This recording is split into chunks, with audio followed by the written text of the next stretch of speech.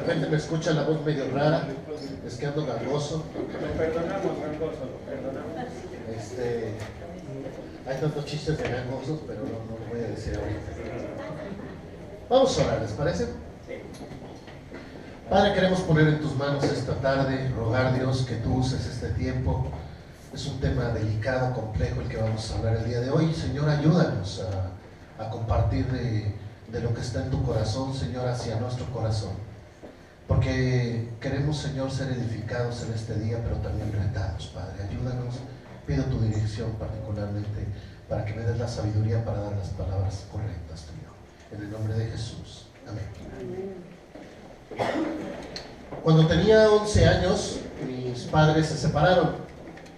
Yo fui a vivir con mi mamá y unos pocos meses después a trabajar con mis hermanos. Así es que los proyectos de los padres de que los hijos que deciden por los hijos, pues aquí no se cumplió. Porque poco tiempo después yo ya estaba viviendo con mis hermanos y algún tiempo después resultó que estábamos los 4 hermanos viviendo juntos y nuestros papás, uno ya había fallecido y el otro estaba fuera del estado. Esa fue en cierta manera nuestra dinámica de hijos. 3 años después de este hecho que sucedió, mi padre fallece. Yo estaba alrededor de los 15 años y mucho de lo que fue el funeral de mi padre, yo no supe exactamente lo que pasó. Estaba en una dinámica muy, muy compleja y aunque participé del funeral y todo esto, honestamente creo que no lograba entender ni visualizar las implicaciones de eso que estaba sucediendo. Era para mí algo muy, muy difícil de entender. Mi papá tenía 44 años, ahora pienso que estaba joven, muy joven. Cuando tenía 15 años pensaba que había vivido lo que tenía que vivir y que ya era suficiente, ¿no? Pero cuando ya te vas acercando a los 44 dices, uy, lo que me falta, ¿no? La perspectiva cambia, ¿verdad? Son esas experiencias las que hemos vivido en esta dinámica que nos hacen entender un poquito cuando una persona familiar, un ser querido, fallece. Algunos años después, mi hermano mayor, el que me compartió de Cristo, Jorge, fallece, pero la dinámica fue completamente diferente. Fue hace 3 años, cerca de 3 años, un poquito menos. Y por supuesto ya fue una cosa muy diferente porque estuve desde reconocer el cuerpo en el cuarto de mi hermano hasta el momento de la incineración, toda la dinámica, ¿no? Estas dos son las experiencias más cercanas que tengo con respecto a una pérdida. Ambas representan personas muy importantes en mi vida, mi padre y mi hermano. Pero cuando ellos fallecen, estos dos personajes no eran necesariamente primordiales o relación primaria de mi vida, porque yo ya no vivía con mi padre, ya tenía 3 años viviendo solo, y para cuando mi hermano fallece, pues él tenía su familia, su esposa, sus hijos, y yo también a mi familia. Entonces me habló mi cuñada para enterarme, pero no era una relación tan cercana cuando esto sucede. Conozco personas que están presentes que podrían hablar de este tema con mucha más conocimiento de casa, mucho más experiencia al respecto. ¿Por qué? Porque han vivido la pérdida de un ser querido de una forma mucho más cercana. Alguien que es parte primaria y fundamental de nuestra vida, un compañero, una compañera, una pareja, o un hijo, ¿no? Que podrían ser las relaciones más cercanas que podríamos estar experimentando. Quisiéramos que esto no sucediera, ¿verdad? Pero sucede. Quisiéramos evitarlo, pero no hay forma de hacerlo. ¿Están de acuerdo conmigo? Porque si algo tenemos garantizado en la vida es que así como nacemos, hemos de morir. La Escritura nos enseña mucho acerca de la esperanza futura y de la vida eterna. Hay muchos pasajes que enseñan la esperanza al respecto. Hoy queremos ver la experiencia del duelo y de la muerte de Sara para considerar las implicaciones, pero no las eternas, sino las implicaciones terrenales. no solo para la persona que fallece, sino también para los familiares, que inevitablemente vivirán esa experiencia junto con la persona que parte. Psicológicamente, este tema ha sido tan importante que se han creado programas de estudio y de capacitación, maestrías, para ayudar a personas. El concepto, no sé si lo han escuchado, de tanatología, es un concepto que es ayudar a las personas a transitar por esta etapa de vida tan complicada. Y es una especialidad. La Escritura nos da muchos principios en este pasaje de Génesis 23 que podemos aplicar a nuestra vida en esta etapa inevitable de que cada uno de nosotros hemos de cursar, tarde o temprano. Así es que mi anhelo es que falte mucho para que usted aplique este mensaje. Que falte muchísimo. Pero decíamos en los mensajes de fin de año, yo no sé con quién a quién estaré abrazando al fin de este año, 2016. No tenemos certeza de eso. Quisiéramos que faltara mucho y muchísimo. Pero es altamente probable que alguno de nosotros viva una experiencia de este tipo, o tal vez usted tenga un familiar o un amigo cercano que viva una experiencia de este tipo. Y la idea de este mensaje es que usted tenga algunas herramientas que le puedan ayudar a poder apoyar a estas personas en esta etapa de vida tan difícil. Así es que con esto en mente quiero que abramos nuestra Biblia en Génesis capítulo 23. Un mensaje muy pertinente para predicar en funerales.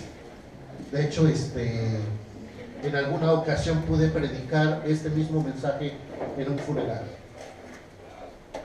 Génesis 23, verso 1.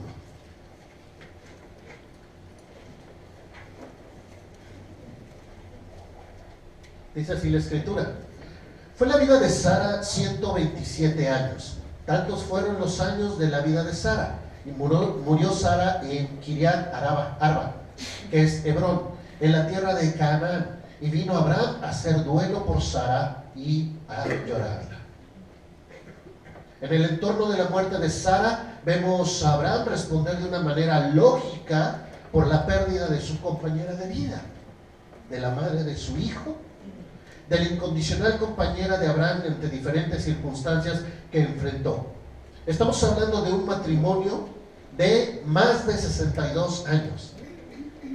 Más de 62 años, solamente considerando el tiempo para cuando salieron de Ur, que es el que Sara tenía 75, Abraham tenía 75 y Sara 65. Entonces de ahí contamos y tenemos 62 años, pero no sabemos cuántos años ya eran matrimonio en Ur, no nos dice la Escritura, pero más de 62 años vemos este matrimonio, un matrimonio fuerte, estable en muchos sentidos, y que a pesar de las circunstancias adversas que hemos venido viviendo y leyendo y aprendiendo en estos meses, ahí estaban y estaban juntos y se amaban. La respuesta de Abraham la podemos concretar en dos palabras: hacer duelo y llorarla. Hacer duelo significa literalmente arrancarse el cabello o golpearse el pecho. Por ello es traducido la señal como duelo, señales de gran pesar. Y también habla de que estaba llorándole, lágrimas emitidas por lamento, en este caso por la situación de luto. Y existe un proceso que muchos de nosotros tenemos que pasar cuando sucede este tipo de cosas. En muchas ocasiones nosotros pasamos por alto lo que sucede en medio de esto.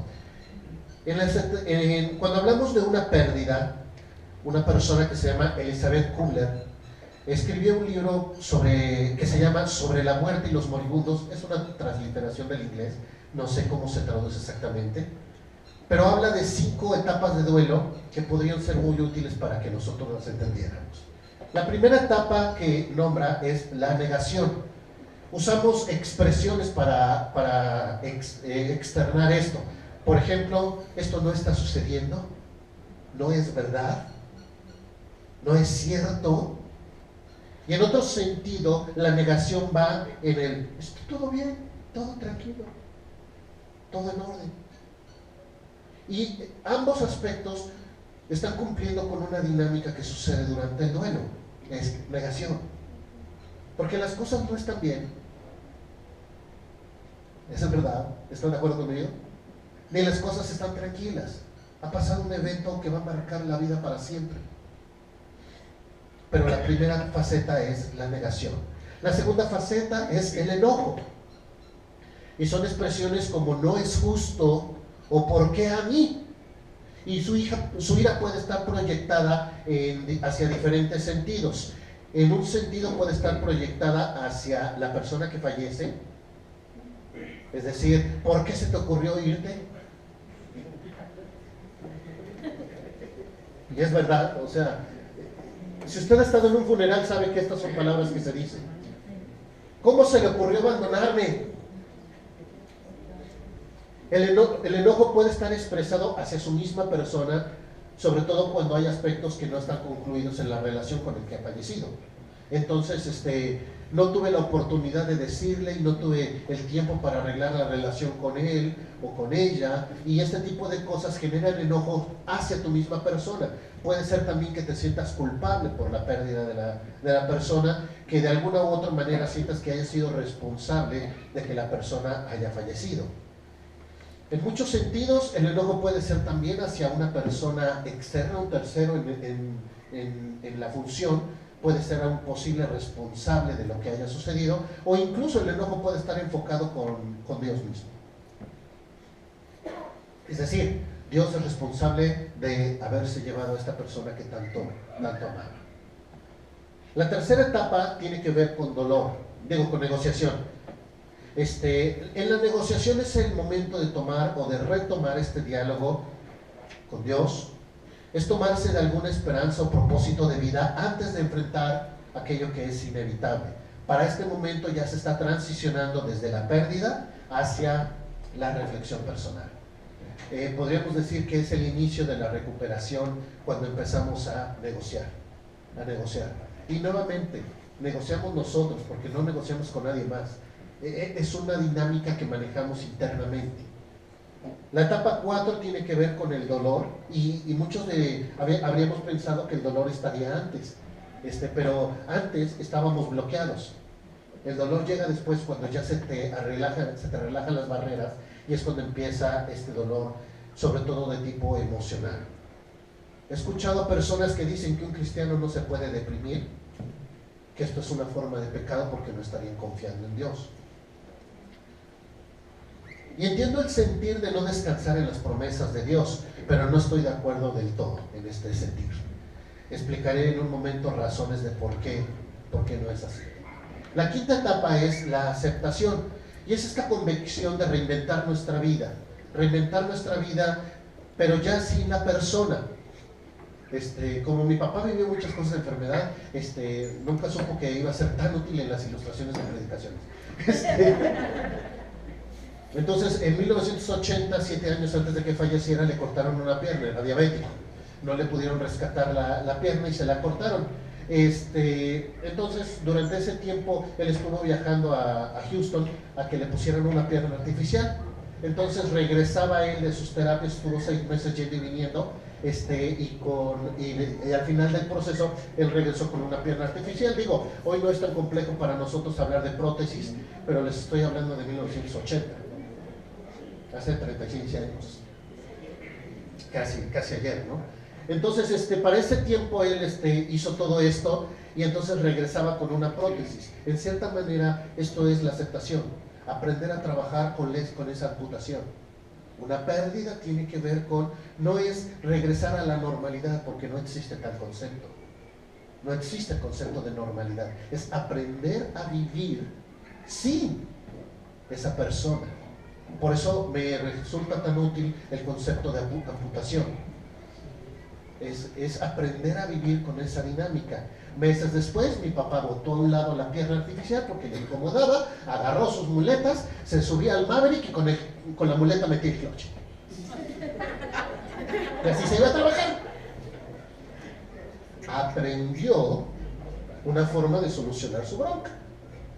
Y entonces, yo no sé, tenía 7 años, hermanos, no me pidan que me acuerde de todo, pero decía que con la muleta metí el clutch y aquí las velocidades. Yo dije, ¿de dónde sacaba la tercera mano? ¿Soltaba el volante o cómo? Así se iba a trabajar. Grandes hombres de fe han experimentado estas etapas de depresión y duelo. Podemos encontrar en la escritura diferentes personajes. Elías, después de haber matado a los 40 profetas de Baal, David mismo, aun cuando es reprendido por su pecado, Job, ante su gran pérdida, encontramos a Moisés, a Jonás.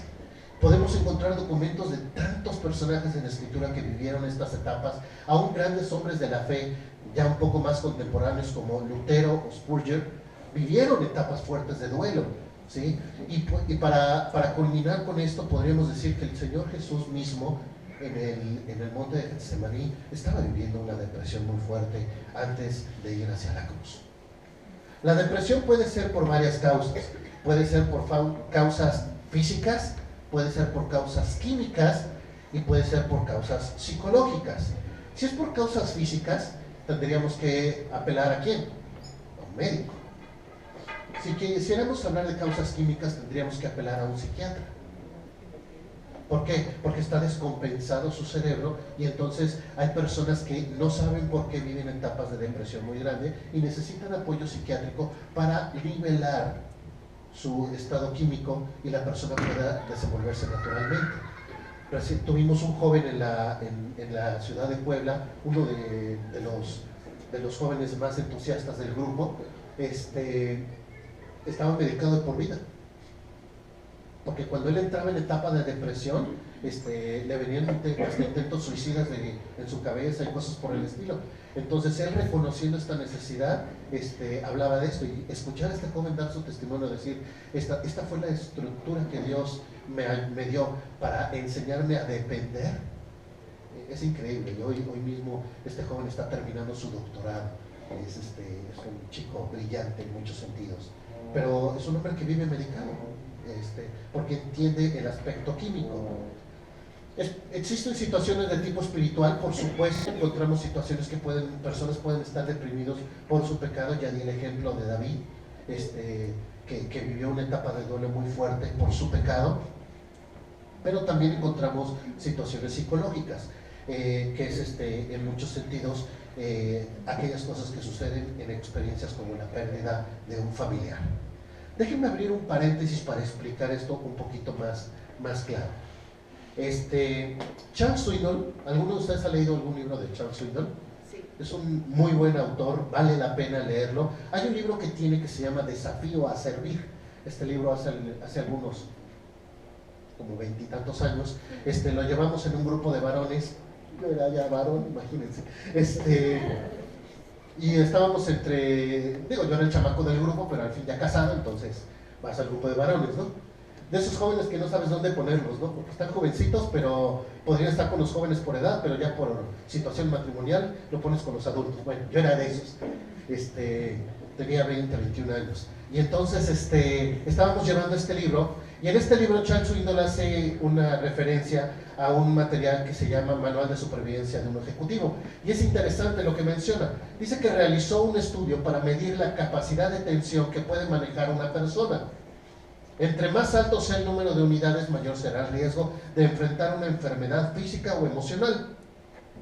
Los índices nos indican que si una persona mantiene entre 200 y 299 puntos, es muy probable, en el 50% de las posibilidades, de que enfrente una enfermedad en el próximo año. Pero si la persona tiene más de 300 puntos, el incremento va al 80%. Saquen sus calculadoras. Los que les gusta hacer este estudio. Y si no, después me lo piden, me mandan un correo y se los mando. Pero básicamente es esto. A ver qué tal está. Si has experimentado la muerte de un cónyuge, sumas 100 puntos. 100 puntos. Si pasaste por una experiencia de divorcio en un periodo de un año, sumas 73 puntos. Fíjense nada más lo que da más puntos. Si te separaste de tu pareja, 65 puntos. Si tuviste una detención en la cárcel, 63 puntos. Si murió la muerte de un familiar cercano, 63 puntos. Una pérdida o una enfermedad fuerte, 53 puntos. Tuya o de un familiar. Casamiento, para los que crean que no se estresa uno. ¿Oyeron, solteros? 1.250 puntos. 50 puntos. Pérdida de empleo, 47 puntos. Reconciliación marital, 45. ¿Vieron más? Entonces, si te peleaste y luego te juntaste, ya sumaste más de 100. Jubilación, 45 puntos. Cambio en un familiar, es decir, dinámica de cambio de familia, en familia. Embarazo, 40 puntos. ¿Pero cuál es el anterior? ¿Brinca el embarazo? ¿Cuántas? Ay, no le va a decir. 44, perdón. 44. ¿Y el embarazo depende de cuántos hijos? 40 puntos. Dificultades sexuales, 39 puntos. Aumento de familia nuclear, 39 puntos. Es que no perdí una hija, gané una hija.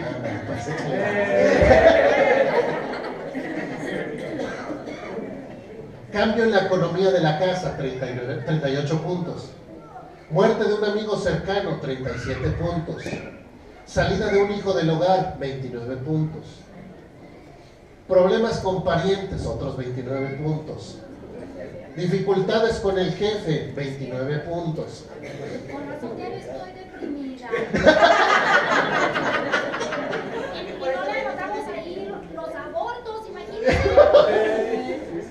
El aborto sería todavía más bueno porque es la muerte de un familiar. Si el embarazo son 40, un aborto. Es todavía mucho más fuerte. No, perdimos todos. Cambios de horarios, 20 puntos, y aquí sigue, ¿no? Cambio de residencia, cambio de escuela, vacaciones, Navidad, para los que no querían, sí estresa la Navidad, pequeñas violaciones de la ley, 11 puntos. En el año 2013 yo hice este ejercicio y tuve 325 puntos. Y acabé con una parálisis facial. Digo, para muchos de nosotros qué bueno que nos podemos reír de esto. Qué bueno que nos podemos reír de esto. Pero si usted está arriba, ¿alguno hizo la cuenta y estuvo arriba de 300? Sí. Sí, Gloria. Luis. John también. Fíjense. Entonces, ustedes son sumamente vulnerables a sufrir enfermedad en este año 2016. Por lo tanto, tienen que estar mucho más al pendiente de su salud. Porque se suma a toda la dinámica que estamos viviendo. Ahora sí, ¿ya se identificaron conmigo en esto? Bien, continuamos.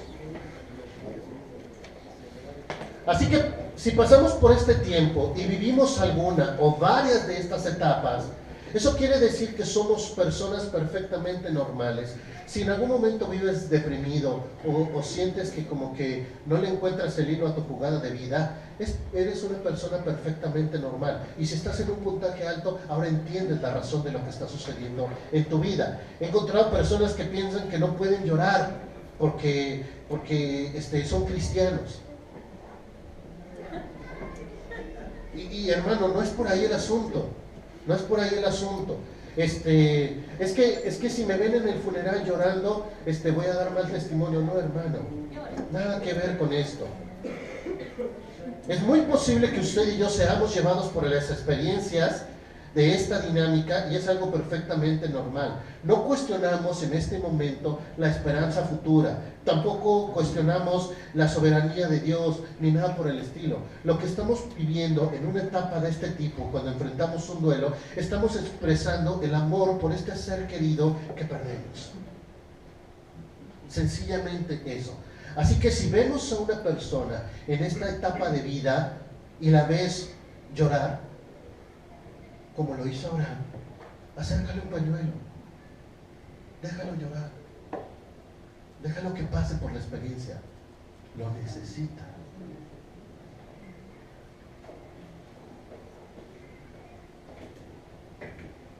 Esos momentos o en los próximos días es muy probable que viva negación, que viva enojo, que viva negociación o depresión. Es normal, es perfectamente normal y lleva un proceso. Ahora, si este proceso dura más de 6 meses, entonces sí necesita ayuda para ayudarle a asimilar la pérdida.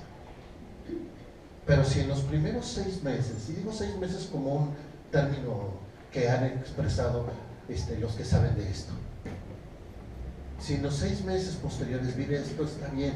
Después de los 6 meses tal vez necesita apoyo para vivir esta etapa. Aquí encontramos a un hombre de Dios que muestra su lado humano por la pérdida del amor de su vida, y podemos aprender de esto para nosotros, una persona que enfrenta el duelo y llora por la pérdida. Pero veamos qué sucede después. Verso 3, por favor.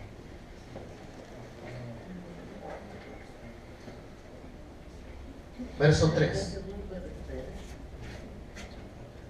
Y se levantó Abraham de delante de su muerta, se oye feo, pero pues así lo dice, y habló a los hijos de Ed, diciendo: extranjero y forastero soy entre vosotros, dadme propiedad para sepultura entre vosotros, y sepultaré a mi muerta de delante de mí. Podemos decir que aquí empieza el asunto de los preparativos del funeral. En muchos sentidos, según la tradición del lugar, hay diferentes costumbres, pero se conservan algunos elementos que son dignos de considerar. Primero, Abraham se presenta como una persona que era extranjera y peregrino, y está haciendo referencia al hecho de que no se encuentra en su tierra aún. Recordemos que tiene una promesa de esa tierra para su heredad, pero al no encontrarse en su tierra, la costumbre de muchas personas es: regresa a tu tierra, ¿no? De ahí el hecho que tengamos la canción que cantamos en las fiestas mexicanas: México lindo y querido, si muero lejos de ti, que digan y que me traigan, quiero regresar a mi tierra. Este es el sentir de una persona: quiere regresar a su tierra y quiere estar entre los suyos. El hecho de que Abraham tome la decisión de sepultar a Sara en Canaán esta es mi tierra, de aquí soy. Y en cierta manera él está dando por válida la promesa en fe que Dios le está dando, para decir: de aquí soy. También busca una propiedad en Canaán. Esta propiedad, a diferencia de regresar, como decía el capítulo 22 al final, con los sobrinos de Abraham, donde había chorro de chamacos, dice: no, yo me quedo aquí, y yo me quedo aquí por lo que representa futuro, no por lo que me trae atrás, ¿no? A partir de este momento empieza una transacción estrictamente comercial, donde podemos reconocer algunos aspectos. Primero, se maneja una negociación en el sentido de pidiendo un lugar o un terreno para enterrar a Sara. Le ofrecieron algunos lugares, algunas alternativas, es decir: nosotros puedes enterrarla aquí en nuestro terreno o en este lugar, pero Abraham no le representaba comodidad esto, porque era algo que le estaban ofreciendo por concesión, de manera tal que él quería algo a perpetuidad. En algunos cementerios, preguntaba el jueves, y me decían que aquí también tienen la costumbre: se puede rentar un espacio para el cementerio después de, creo que 9 años. Si tú no pagas el refrendo, sacan el ataúd y meten otro. Eso es una práctica en algunos cementerios. Bueno, yo creo que cosas como estas son las que Abraham estaba tratando de evitar. Yo quiero un lugar donde descansen los restos de mi esposa y nadie me la mueve de ahí. Y por eso estaba buscando algo donde estar. Después le ofrecen también, él pide que intercedan para que Efrón tuviera la amabilidad de venderle la cueva de Macpela. El tercer nivel de la intercesión es cuando ya están tratando el precio y ver a cómo iban a quedar. Algunos datos importantes de este tiempo. Dice que Abraham tenía una muy buena reputación en el entorno social donde estaba, de tal manera que en el verso 6, ¿cómo es llamado Abraham? Un príncipe de Dios. O sea, un príncipe de Dios, y luego entre nosotros. O sea, No es pequeña cosa la afirmación que hacen con respecto a Abraham. Están dándole un papel muy importante, un papel de mucho respeto. Segundo, nunca se niegan a venderle una propiedad. Algunos asumen que le estaban ofreciendo regalos. No pienso que sea así, sino esto era una forma de negociación lo que estaban haciendo. Incluso cuando dice, yo quiero la cueva de Macpela, ahí, esa heredad, que pertenecía a Efrón, este hombre dice, no, si quieres la cueva, no, se vende con todo y el terreno. Con todos los árboles. Sí, se vende con todo. Oye, pero no quería la cueva, no, ¿la quieres? Es todo. Digo, no se oye así en la escritura, se oye más bonito, pero básicamente, con mucho respeto le está diciendo, si quieres, se vende todo. Dice el verso 11, vean conmigo. No, Señor mío, óyeme, te doy la heredad y te doy también la cueva que está en ella. En presencia de los hijos de mi pueblo te la doy, sepulta tu muerte. Ay, qué bonito se oye para decirle. Realmente lo que quiero es venderte todo.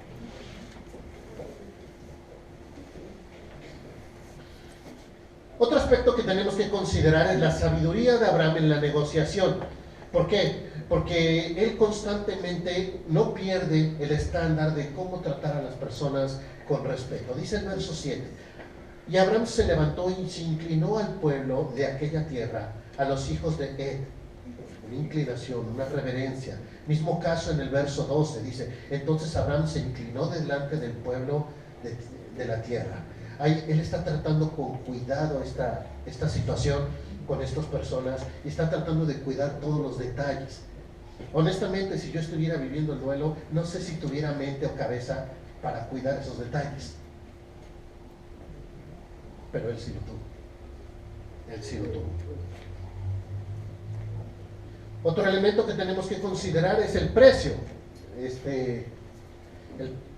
El precio. Dice en el verso 15, Señor mío, escúchame, la tierra vale 400 ciclos de plata. ¿Qué es esto entre tú y yo? Cosita de nada, pues. Es como un regalo. Entierra pues a tu muerta. Entonces Abraham convino con Efrón y pesó a Efrón el dinero que dijo en presencia de los hijos de Ed, 400 ciclos. ¿Esto qué quiere decir? Fueron con el notario para que fuera el notario y diera evidencia de la negociación que se estaba haciendo. El notario eran los ancianos de la ciudad que daban fe y testimonio de que se estaba haciendo una transacción legal y que Abraham estaba comprando la heredad y que estaba pagando por ella 400 ciclos de plata. Haciendo la conversión estaríamos hablando de 5 kilos de plata más o menos a ese precio. No sé cómo esté el gramo de plata, hacemos la cuenta, pero pues no estamos hablando de más de 7,000 pesos. 40,000. No, 8,000 el kilo. ¿8,000? ¿El kilo? Ah, mira. Es que Subió el dólar. Bueno, 40,000 pesos de plata. No se oye tan grande como para un terreno, ¿verdad? Pero algunos comentaristas al respecto dicen que en la dinámica de transacción lo que se acostumbraba era pedir el doble para que se regateara. Entonces, partiendo de esa premisa, creo que Efrón estaba pidiendo el doble de la propiedad, pero Abraham no regatea. Entonces dice, ¿tú dices que vale eso? Aquí está. Y creo que eso nos debería de llevar a nosotros un poco de reflexión. ¿Por qué no le regatemos a Walmart?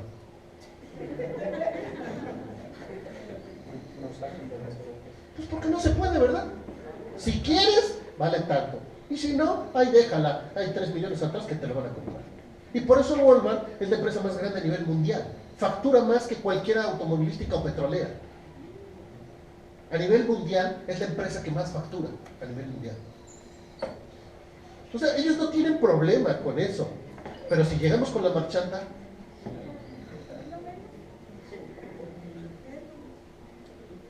ahí se los dejo de tarea. Verso 19. Después de esto, sepultó Abraham a Sara, su mujer, en la cueva de la heredad de Macpela, al oriente de Mamre, que es Hebrón, en la tierra de Canaán. Y quedó la heredad y la cueva que en ella había, de Abraham como una posesión para sepultura recibida de los hijos de Ed. Como nosotros sabemos, esta cueva no solamente fue para Sara. En el estudio de esta semana habla de todos los familiares que fueron sepultados en esta misma cueva, incluyendo a Abraham mismo, varios años después. Algunas consideraciones que tenemos que hacer. Primero, cuando estamos ante una situación de este tipo, o usted ve una situación de este tipo, creo que es importante reconocer que tenemos que hacer lo necesario para enfrentar la situación. Enfrentar todo lo pertinente en el funeral es una forma de afrontar esa tremenda pérdida.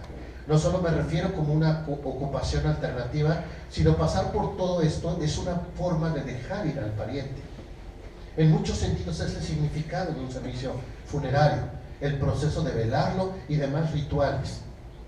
Tiene como propósito ayudar a la familia a dejar ir a la persona fallecida, de asimilar el duelo. Así es que si usted está pasando por esto, páselo. Y si hace falta, pase por ello. Fue muy interesante en una familia, creo que en el Estado de México, era un pastor precisamente, y sus hijos estuvieron ahí con él, falleció. En algún momento me tocó cuidar al hermano en el hospital una noche, porque ya todos los hijos estaban muy cansados de la dinámica del enfermo, ¿no? Entonces cuando fallece el papá, un hombre de Dios, llegaron, hicieron el servicio funerario y a las 11 de la noche cerraron la capilla y nos vamos a las 9 de la mañana. Y se fueron todos a dormir. Era tal el asunto de lo que ellos sabían que tenían que haber hecho, que lo hicieron, que ya tenían paz y no necesitaron más que dejar ir al pariente. Y hay algunas personas que necesitan pasar por el ritual. Está bien, está bien. No estoy diciendo que una cosa sea mala y la otra buena. Lo que estoy diciendo es que haga lo que tenga que hacer, lo que sea necesario para pasar por el duelo. Pase por ello. En mi caso personal, cuando mi hermano fallece, me habla mi cuñada a las 6:30, 7 de la mañana y me dice que había fallecido. Entonces, llegar a identificar a mi hermano a su casa y verlo muerto es un impacto muy fuerte. No solo eso, sino después contáctate a la funeraria, trámites de fallecimiento ante registro civil, todas las decisiones que se toman, el dinero para los pagos y todas estas cosas que uno sabe que suceden, ¿no? Me tocó hasta reconocerlo poco antes de entrar a la cremación y después agradecer a todos los invitados por las atenciones prestadas a la familia. En cierto sentido era algo que debía de hacer mi cuñada, ¿no? Pero decidió no hacerlo y me dijo, por favor, encárgate tú. Y con gusto lo hice, pero algo que pasó muy interesante es que después de todo ese proceso, al salir y llegar a casa, tenía una sensación de paz. Hice lo que tenía que hacer y apoyé cuando debía de apoyar. Y no les digo que fue fácil, digo, una pérdida es una pérdida, ¿no? Pero fue menos complicado. Así es que si usted vive una experiencia de este tipo, no tenga miedo de pasar por esto y ayude a las personas a pasar por todo esto. Es necesario, es importante. En otro sentido, la misma aplicación de esto nos llevaría a pensar en que tenemos que estar preparados para lo inevitable. De ahí se referencia a la parte emocional. Ahora quiero hacer referencia a la parte económica, porque Abraham no pidió una colecta para ver de dónde o a ver quién me echa la mano. No, Abraham tenía lo necesario y lo suficiente para proceder adecuadamente. Y esto tendría que ser algo que nosotros deberíamos de pensar. Si usted no ha contratado un servicio funerario, esta es una buena alternativa. Hay hermanos aquí de la iglesia que venden servicios funerarios. No sería una mala decisión, es una buena inversión.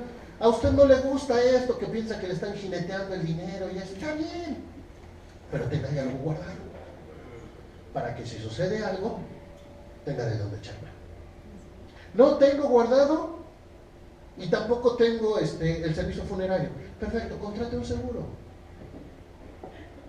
Contrate un seguro de vida y muchos seguros tienen una cláusula en los seguros de vida que si fallece la persona inmediatamente liberan recursos para los funerales. Pero no se quede usted sin prever esto. Es importante que como familias tengamos siempre esta alternativa de algo que no quisiéramos enfrentar, pero que inevitablemente pudiéramos enfrentar cualquiera de nosotros en cualquier momento. Sea que tenga un servicio funerario, sea que tenga un dinero guardado, o sea que tenga un seguro de vida, esté preparado para enfrentar esto. El otro sentido es más complejo todavía. Es una observación tocante a prepararnos para enfrentar una vida aun si la persona no estuviera. Existe una relación entre las personas, sobre todo entre los matrimonios de interdependencia, y es muy lindo. Pero en ocasiones los matrimonios se convierten en codependientes, ¿no? De manera tal que la persona viva no concibe una vida después del fallecimiento del ser querido, porque toda su vida estaba vinculada con esa persona. Y en muchos sentidos como iglesia hasta lo vemos como tierno y como lindo, pero es muy doloroso cuando sucede. Recuerdo estar en el funeral de una señora y su esposo era el que había fallecido. Y le preguntaba a la señora cómo estaba, no precisamente el funeral, sino unos pocos días después. Y ella me decía, estoy tratando de pensar qué voy a hacer con mi vida, porque toda mi vida giraba alrededor de mi esposo. Todo lo que hacía giraba alrededor de él. Entonces, su proyecto se le complicó muchísimo. Gracias a Dios la señora tuvo la entereza para reinventarse. Y entonces en ese sentido, como iglesia tendríamos que estar preparados para esto. Sea el hecho de que usted pueda crear un proyecto alternativo conjunto con su pareja y puedan acompañarse esos dos proyectos, o sea que si su pareja falta, usted tenga la capacidad de poder reinventarse, no pierda de vista que esto es algo que puede suceder en cualquier momento. Y cuando sucede, no estamos en las mejores condiciones para prepararnos, porque no estamos en plenitud. ¿Están de acuerdo conmigo? Entonces, cuando esto sucede, cada uno de nosotros tenemos que pensar en todo ello. Es una plática que con algunos de aquí de la iglesia he comentado. Es una plática que mi esposa y yo tenemos. Y yo le decía a mi esposa, si yo falleciera, ¿qué sigue? ¿Qué sigue para ti? Le digo, ¿te buscas otro cachetón? ¿O no? Contratamos un seguro de vida. Digo, porque no tengo un patrimonio que dejarle a mi esposa, entonces contratamos un seguro de vida. Y después de eso, ¿qué seguiría? ¿A dónde te quedarías? ¿Qué harías? Y llevarnos a esas preguntas. Hermanos, yo sé que pareciera muy perverso, muy malicioso, pero es necesario, porque puede suceder en cualquier momento. Digo, para fines prácticos yo viajo mucho y no sabemos lo que pueda suceder. Así es que estemos listos para enfrentar lo que pudiera venir por delante. Ya vamos aterrizando. Posteriormente a esto, Abraham vive alrededor de 28 años. En estos años vio a Isaac, su hijo, casarse con Rebeca. También se registra un nuevo matrimonio con Setura, o Setura, no sé cómo se pronuncia. Con ella tiene 6 hijos. Y esto me dice algo, que Abraham aprendió a seguir adelante sin Sara, sin el amor de su juventud. No estoy diciendo que todos los que queden viudos tienen que volver a casarse. Ya algunos están, Señor, ¿cuál sigue? ¿No? ¿Te lo llevas o te lo envío, Señor?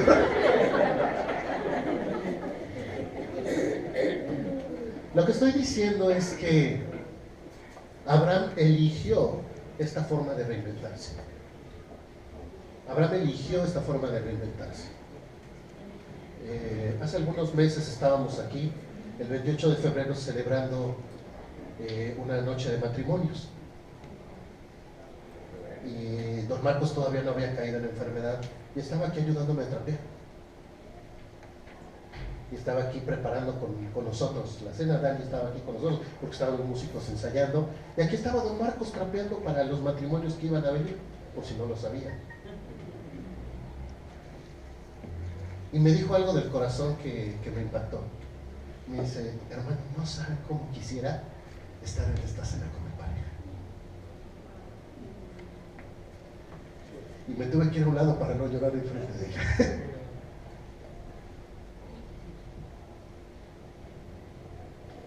Pero dijo, el Señor se la llevó.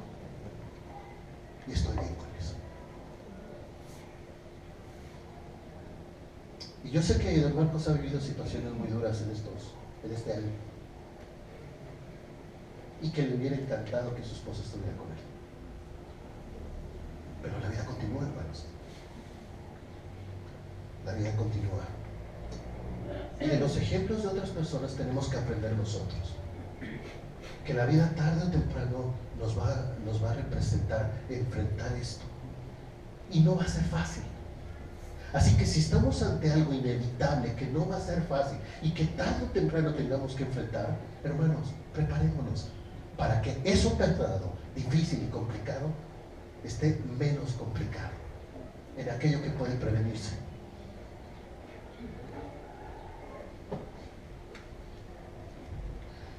Hay tiempo para hacer duelo y para llorar. Hay tiempo para enfrentar la pérdida del ser querido, pero también hay tiempo para reinventarnos y continuar viviendo.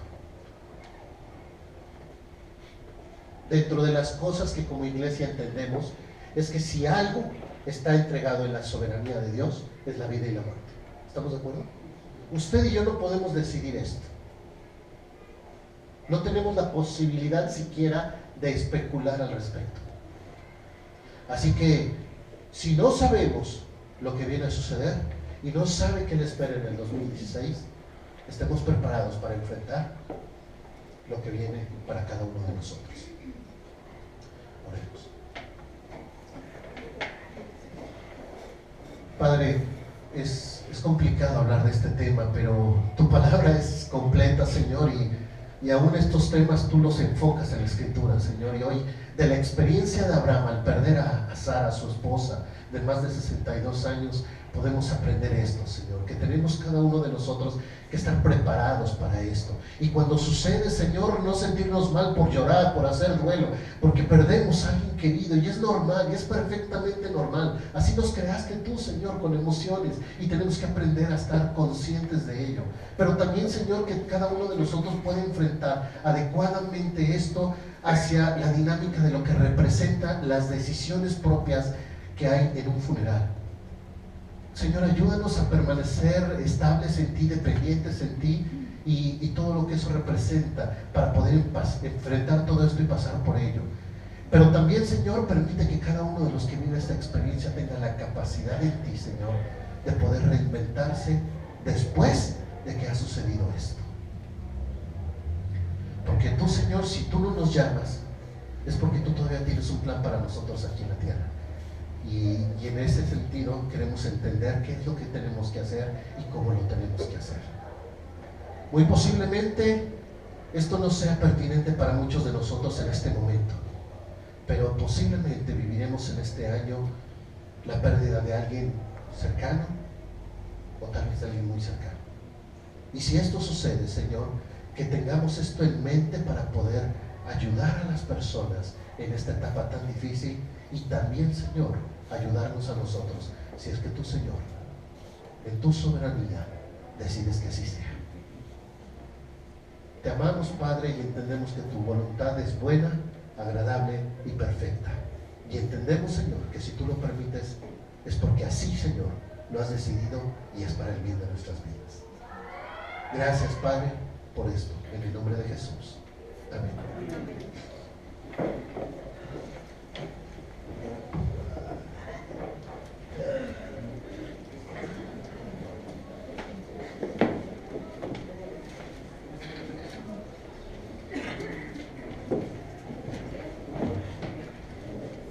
Y además vamos a prepararnos para el culto. Vamos a esperar que se integren los pequeños.